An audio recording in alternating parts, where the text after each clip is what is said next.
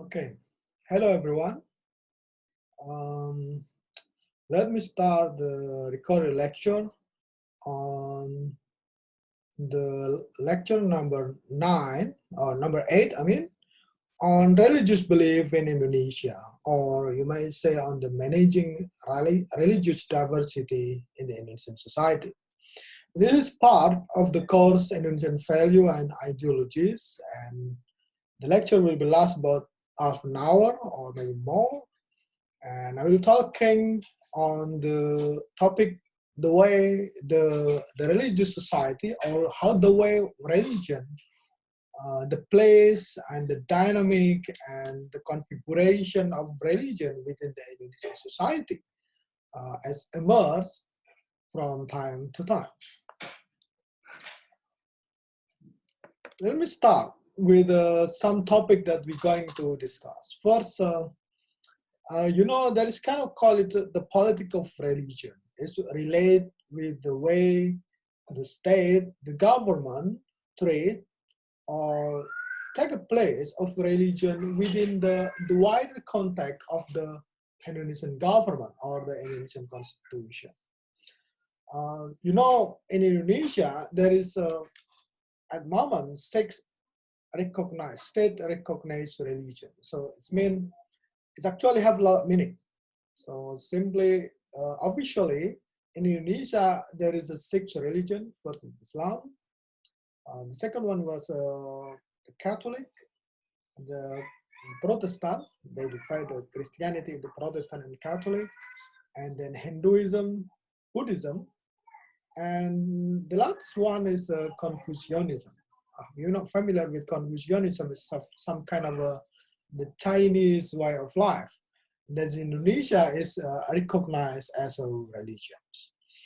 Then I will move to the mainstream, the Islam group. I will single out the Muslim group because it's the majority in this country, and you might have a lot of curiosity what's happening with this majority Muslim country. And then I will say about the non-mainstream Islamic group, including the rise of hardliner, the right-wing Muslim that is quite apparent publicly in the last decade in the context of social and political within the Indonesia. And hardliners, which include that, and then I will sit about the indigenous belief of the spiritual movement, the spiritualities movement, which is mostly kind of neglected within discussion of religion in Indonesia. And the final note about the contestation of religious authority, I will tell you about this later on. Let me start now with the politics of religion. Within the country, within the state of Indonesia, there is the Ministry of Religious Affairs, or we may say the MORA, which is the ministry that is working to serve the need of religious aware within the population. But of course, the majority of the MORA will serve the Muslim, the Islamic affair, because it's the majority of that. But what I'm going to explain about within the MORA, there is a definition of religion that is according to the state. So first, religion in Indonesia should monotheism. It's recognized the unitary of God. So it could be not polytheism. Yes, you might be asking me that, but how about the Hindu? Hindu have a lot of gods, a goddess. Yes, but still in Indonesia, Hinduism, if you visit Bali, the concept of God is quite different with the Hinduism in India, which is in Bali, is mostly like monotheism in some aspect. And the second one is the religion should have a prophets, the founders. And the third one is have a holy scriptures, it's preserved the transcript, the kitab, in Arabic word, and have international recognition. With this definition, it's meant there will be a lot only, or it's only 6 religions recognized by the state.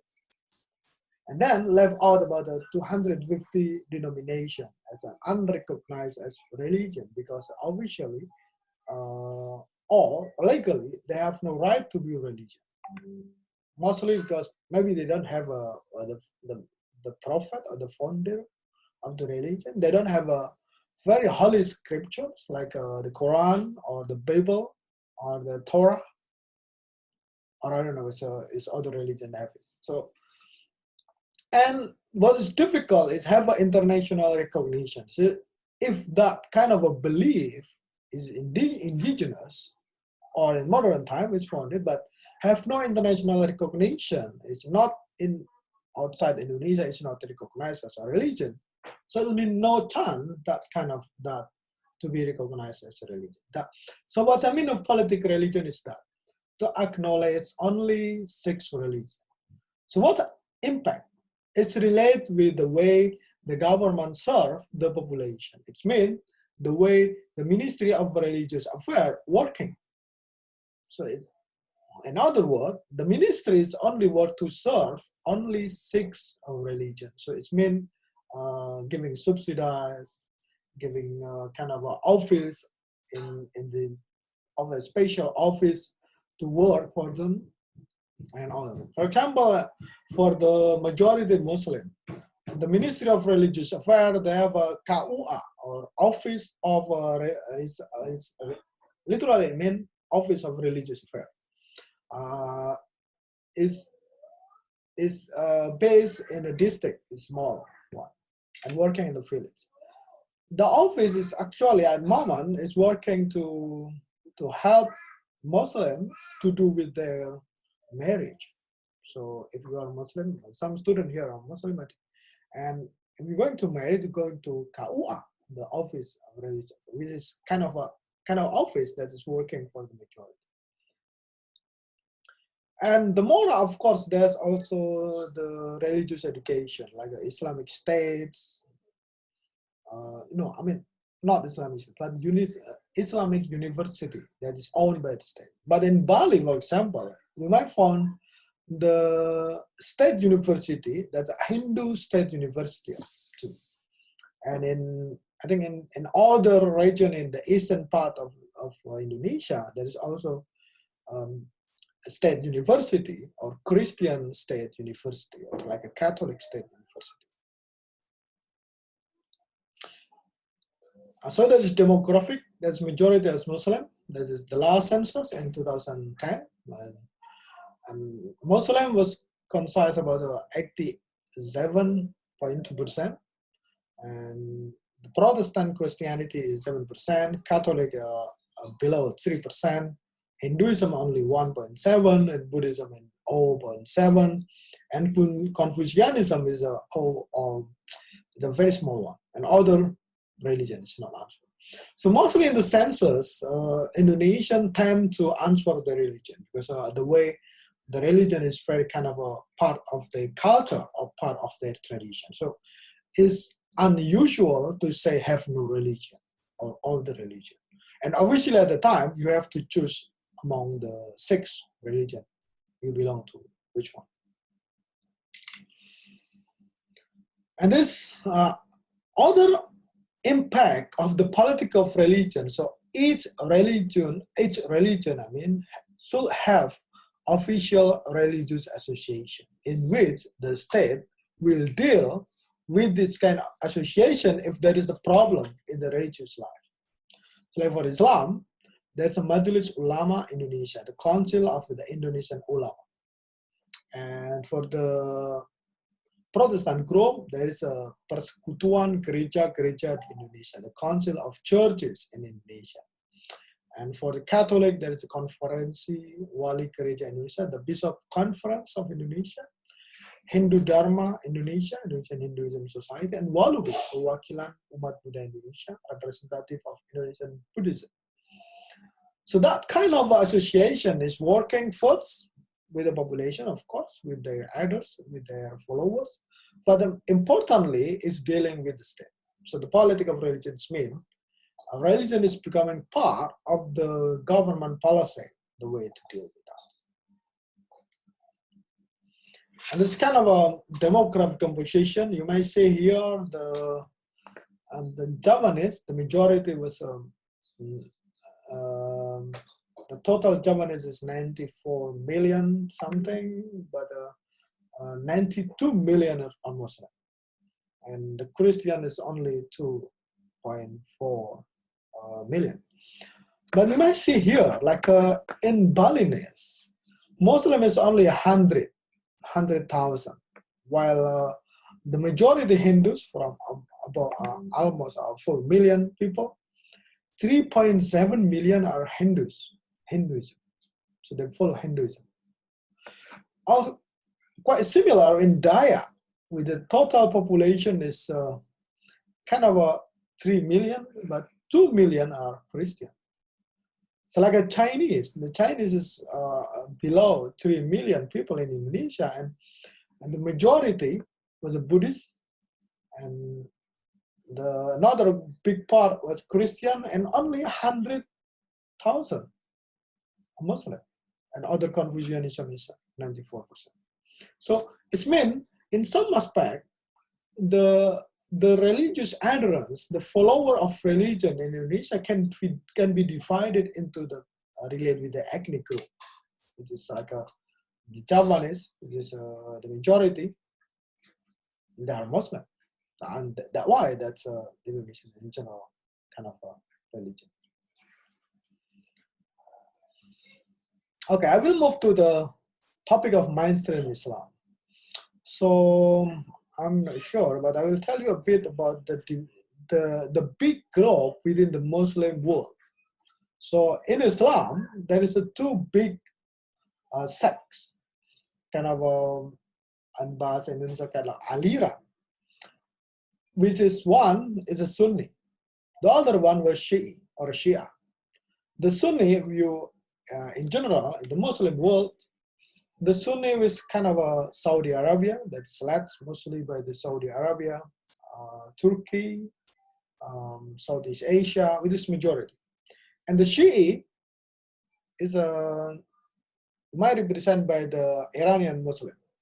So that why in some, you might see in the news, the conflict between Iran and Saudi Arabia for the influence in the Middle East and other Muslim world is because they are religiously divided into two big groups, Sunni and Shia. But in Indonesia, yes, there is some Shi'i group, but it's very small, and the majority is Sunni. And there is two big mainstream Islamic organization that is kind of spread the Sunni tradition within the population. First is Muhammadiyah. It's founded in 1912 in Yogyakarta, and the other one is Nahdlatul Ulama, founded in 1926 in Surabaya. But it's almost, Muhammadiyah is almost 100 years, and Nahdlatul Ulama will be becoming 100 years in the coming years. The two organizations, the Nahdlatul Ulama is much bigger because they're mostly in Central Java and East Java and rural area. And Muhammadiyah is represent more modern, more urban tradition, which is more open with modernity and economic life. So that's two big organizations which actually represent the way the Indonesian Islam in general. And they are Sunni and they're mostly moderate. This is a bit explanation of the Muhammadiyah. Is founded in Jakarta in 1912, and at the time is emerged as a modern and reformist socio-religious movement, which is the main aim, the primary goal is to purify Islam among Indonesian freed or un-Islamic Hindu, Buddhist, and indigenous belief and practice. So the idea is the Islamic prioritization. So it's kind of a spread the Islamic missionary within, and to educate the Muslim, the Muslim at the time with their religion. And they formed kind of an Islamic socio-religious organization to serve the need of Indonesian Muslims. So providing basic education, health, and social welfare service, and in some aspect as a response to fight against the Christian missionary that is working during the colonial time. At the time, there's about 29 million across the country, and have a kind of link with a political party, Party Amanat Nasional. Well, Nahdlatul Ulama was founded later on, and let you take a brief, but with caution, that is, the organization is founded as a response to Muhammadiyah, to counter the Muhammadiyah, which is seen as the invisible hand, have a bring the influence of Saudi Arabia Wahhabism, which is more like more conservative Islam, to the local Indonesian Islamic tradition in Java, and have a similar program to Muhammadiyah, and they are very strong. And Nahdlatul Ulama once is becoming political party during the Sukarno regime, the old order, and that's why this is quite political in some ways. The two organizations, and Muhammadiyah and Nahdlatul Ulama, is both represent the moderate majority Muslim in Indonesia. So if you're going to take a bit the information about the Islam, so better to study the Muhammadiyah and Nahdlatul Ulama. And that is kind of non-mainstream Islam, like Ahmadiyya, was founded in, actually is originally from India and Pakistan, which is it's called it a non-mainstream because it's small, and from the point of view of mainstream, Nahdlatul Ulama and Ahmadiyya is promoting something that is actually not accepted by the mainstream Islam. It is Ahmadiyya. I'm not telling about this. And the non-mainstream Islam is Shiite group, is small. Ikatan Jamaah Ahlul Bait Indonesia, the Association of the Ahlul Bait of Indonesia, linked to the Shiite Isna Ashari of Iran. And usually they have a dispute about the, if you're not familiar with, I will tell you about, originally it's talking about the right to be a successor of the Prophet Muhammad during the initial period of Islam in the Middle East. The Sunni, they see that the successor, the Khalifah, the leader, the Muslim leader should be elected. So people will elect somebody with their capabilities and then becoming the leaders. But within the Shi'i, they say that the leader should be a hereditary. It could be the son, grandson of the Muhammad. But why? They dispute about that. So that dispute is coming from that's more about politics. Who becoming the leader of the Muslim society in the original, in the earlier period in the Middle East. Coffee is so hot, sorry. And now we might say about the hardliner of Islam. Yes, starting after the Reformation, there is a rise of the hardliner within the Islamic society in Indonesia. The most famous one is a Front Pembela Islam, Islamic Defender Front, founded by Rizik Shihab of Hadrami. What it means, Hadrami is a descendant of the people from Yemen in Indonesia, the Arab descendant in Indonesia. Initially, it's supported by the military and political elite of the President Suharto to fight against the Reformasi movement, and then transform into anti-pluralist movement against non-mainstream Islam and Shiite Islamic liberal network. So that kind of outline. So they have kind of idea. One, they support Suharto for politics, and then now after the Suharto collapse, they're becoming independent and more have the main idea to promote Islamization in Indonesia. Another hardliner now is defunct, so it's now banned in Indonesia. It's Hizbut Tahrir, Party of Liberation, a branch of pan-Islamic movement originated in Palestine, and the aim to realization of the Islamic Khilafah, the Caliphate, the Islamic leader, the worldwide Islamic leaders. So that is actually abolished by the Turkish Atatürk during the end of the Ottoman Empire. Generally, Hizbut Tahrir is not recognized democracy. It's a party, but it's not joining the election. It's not part of the political system. But ban because it's always criticized and kind of a provoking anti-constitution in Indonesian constitution. Then finally the government banned in 2017 during the Jokowi regime. Other hardliner, no dispute, is Laskar Jihad, Majelis Mujahidin Indonesia, and Gerakan Nasional Pembela Fatwa Ulama.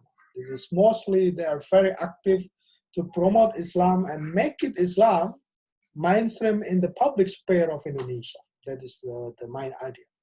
So to influence the way the public sphere of Indonesia should be governed.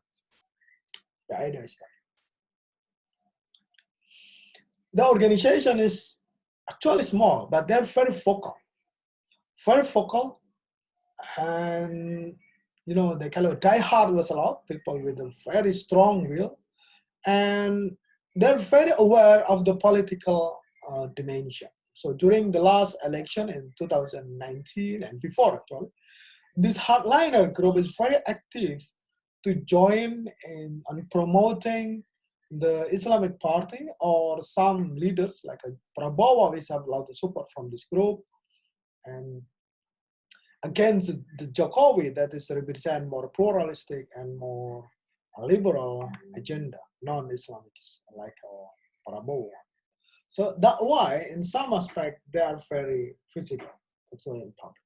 But the number, to be honest, is not much. I believe that it's not a lot. So it's really hardliner, but it's not mainstream in terms of number within the Indonesian society. Aside from this Muslim organization, sects, and then movement, actually that is, I told you about the neglected group, the Aliran Kebatinan. It's a small group that's originally a spiritual group flourished in 1950s, 60s. They're faded from the Orthodox Islam mixed with the local ethnic Javanese Hindu Buddhist tradition.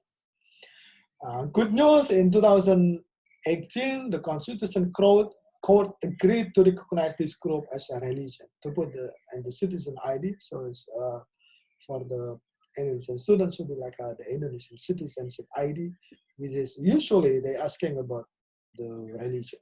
So after 2018, you have a choice not only to choose among the six religion, official recognized religion, but you can put your spiritual group.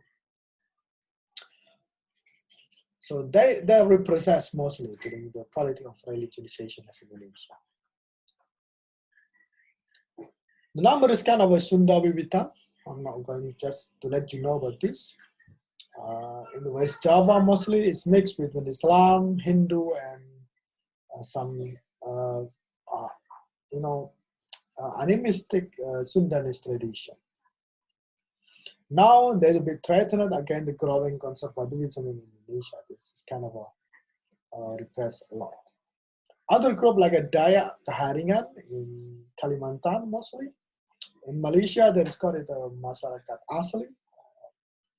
So like a indigenous group in central Kalimantan.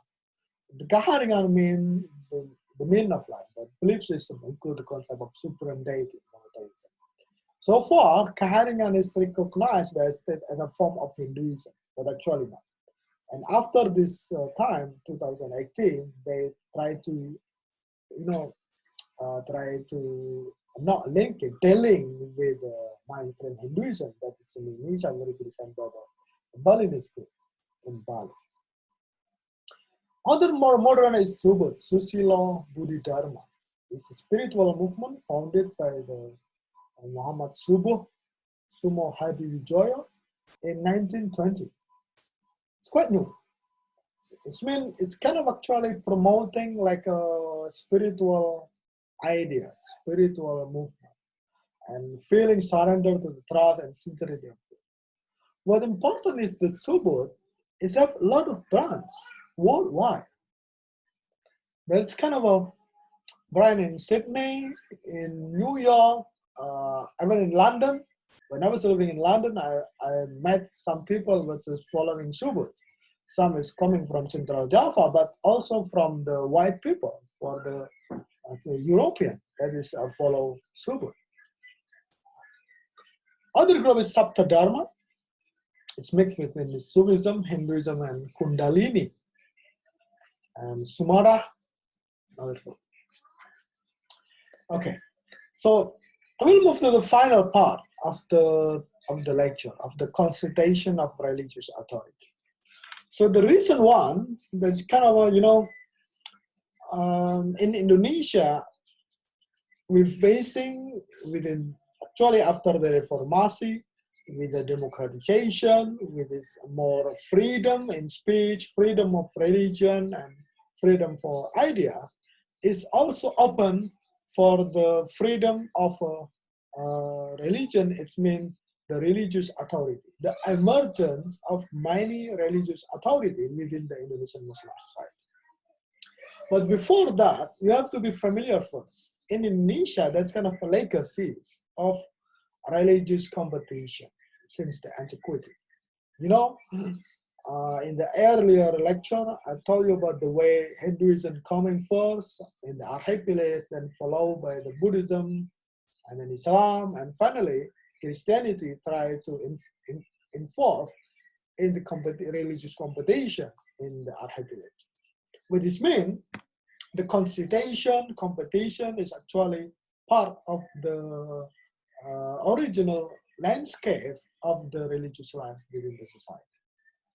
What the impact of setting up the plurality of religion of the Indonesian society? But more specific about Islam, while before from Hinduism, Buddhism, Islam, and then small part group follow Christianity later into 20th century, in the context of Islam, Islam arrived in Indonesia is coming from the different part of the Muslim world. Saudi Arabia, Iran, South Asia, Pakistan, or India today, East Africa, Somalia, South Africa, even from South China. And then for years or for centuries, there is existing Islamic scholarship network to Indonesia from those regions. With the impact was enriching the Islamic milieu of the Indonesian society.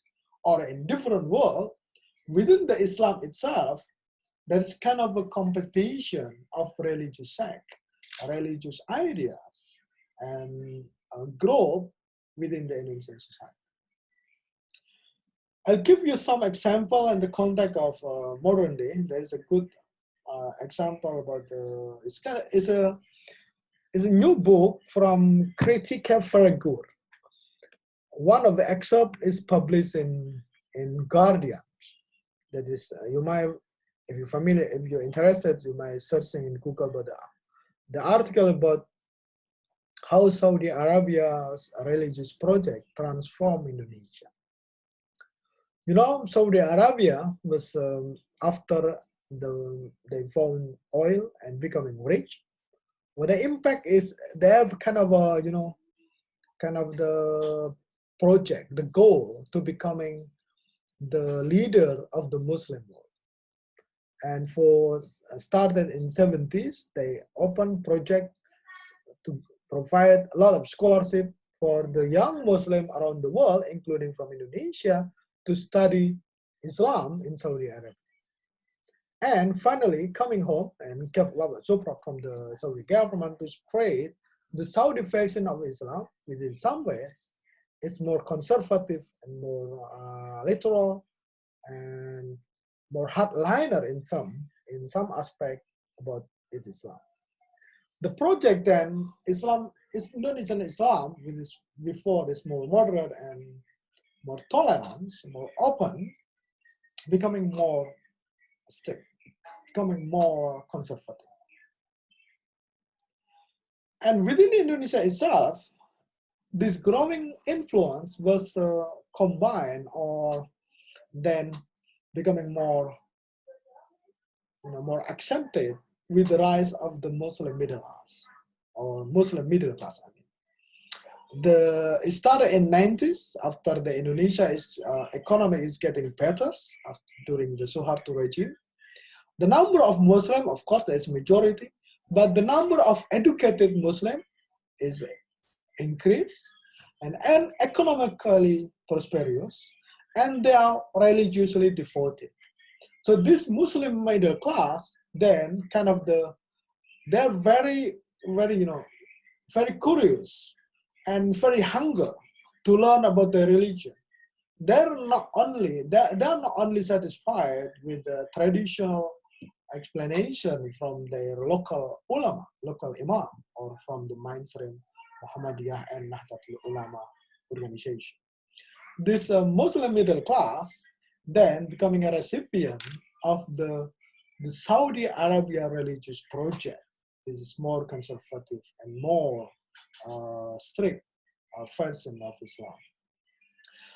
This actually the final part, the way that is kind of a change or reshape the religious life in Indonesia in terms the growing of conservatism within the society.